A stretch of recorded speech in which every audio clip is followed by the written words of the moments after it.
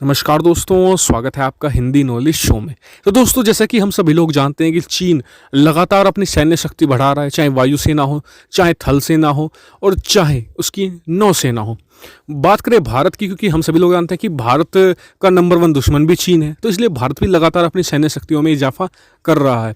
थल सेना में तो हम उसके बराबर ही हैं। बात कर लेते हैं वायुसेना में। हम भारत ने अभी 83 तेजस लड़ाकू विमानों का सौदा कर रखा है।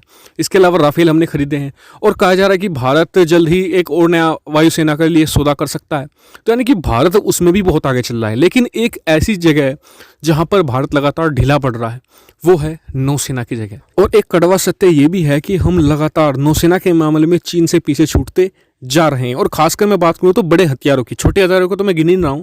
बड़े हथियारों के मामले में बात करें तो चीन के पास इस समय 70 सबमरीनों का बेड़ा है। भारत के पास मुश्किल से 16 सबमरीनें हैं और भारत ने हालांकि 6 और नए सबमरीनों का प्रोजेक्ट भी स्टार्ट किया है, लेकिन फिर भी भारत काफ़ी पीछे है।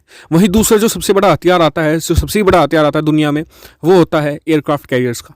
एयरक्राफ्ट कैरियर के मामले में चीन अपना तीसरा जो एयरक्राफ्ट कैरियर उसे लगभग बनाने की जो कंप्लीशन है उसे पूरे करने की ओर बढ़ रहा है और जल्दी वो कंप्लीट भी हो जाएगा। भारत की बात करें तो भारत का एकमात्र एयरक्राफ्ट कैरियर है जो इस समय सर्विस में है। दूसरा उसे बनने में वो मतलब कि लगातार डिले होता जा रहा है, उसमें भी लगभग 2 साल लगेंगे सर्विस में आने में। लेकिन जो तीसरा एयरक्राफ्ट कैरियर है अभी तक उसका कुछ अता पता नहीं था, लेकिन उस पर आज मैं आपके लिए एक अच्छी खबर लेकर आया हूं।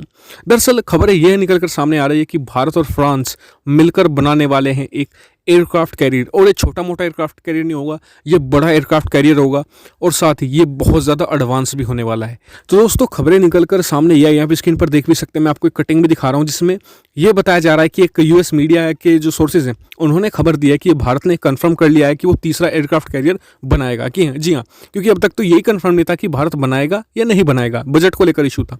लेकिन चीन के बढ़ते हुए खतरे को देखकर ये एयरक्राफ्ट कैरियर भारत के लिए बनाना बहुत ज़्यादा ज़रूरी है।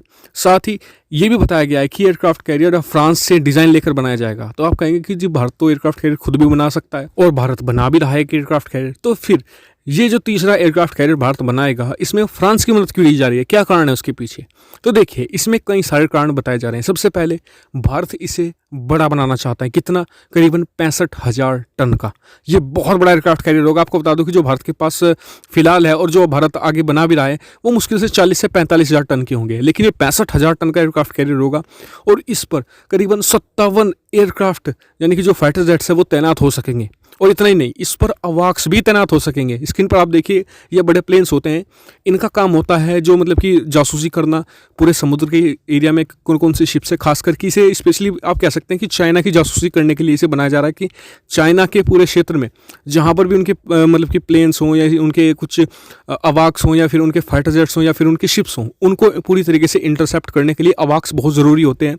और अगर कोई देश ये कैपेबिलिटी हासिल कर लेता है कि उसके अवाक्स उसके एयरक्राफ्ट कैरियर पर उतर सकें, तो यानी कि वो पूरे समुद्र को छान सकता है बड़ी आसानी से। तो इसलिए इसे एडवांस बनाया जा रहा है। दूसरी बात, इसे बहुत ही ज़्यादा एक तरीके से लंबी दूरी के चलने के लिए बनाया जाएगा और इसीलिए इसमें फ्रांस की मदद ली जाएगी। और फ्रांस का जो पी सीरीज़ का कन्वेंशनल एयरक्राफ्ट कैरियर है उसकी डिज़ाइन को इसमें इंटीग्रेट किया जाएगा, यानी कि फ्रांस से इसमें डिज़ाइन लेने की बात चल रही है। और अगर ऐसा होता तो वाकई में ये बहुत ही एडवांस एयरक्राफ्ट कैरियर होगा। और जो आखिरी मेन कारण है कि क्यों भारत फ्रांस की मदद ले रहा है वो ये है कि भारत इसे बनाना चाहता है बहुत ज़्यादा जल्दी, करीबन 7-8 साल में बना लेगा। और अगर इसमें भारत खुद बनाता है तो भारत को बहुत सारी चीज़ें करनी पड़ेंगी। सबसे पहले तो ये बड़ा है तो इसका डिज़ाइन बहुत स्पेशल होना चाहिए, तो डिज़ाइन इसका बनाना पड़ेगा, यानी कि भारत को इसमें समय लग जाएगा। तो इसलिए भारत चाहता है कि जल्द से जल्द चीन को काउंटर करने के लिए अपने दोस्त फ्रांस से मदद ली जाए, क्योंकि आज की तारीख में भारत का नंबर 1 दोस्त बनकर बैठा है फ्रांस। ना सिर्फ वो हमें सबमरीन के मामले में मदद कर रहा है, एयरक्राफ्ट भी दे रहा है हमें और साथ ही अब एयरक्राफ्ट कैरियर में भी मदद करेगा। तो ये काफ़ी बेहतर चीज़ है भारत और फ्रांस के संबंधों के लिए भी। इस पर आपका क्या व्यू पॉइंट है, कमेंट करके मुझे ज़रूर बताइएगा। अब आ जाते हैं कल के सवाल पर। तो कल मैंने आपसे सवाल पूछा था कि अग्नि 4 मिसाइल की रेंज कितनी है। बहुत से लोगों ने सही आंसर दिए हैं, स्क्रीन पर आप उनके नाम देख सकते हैं।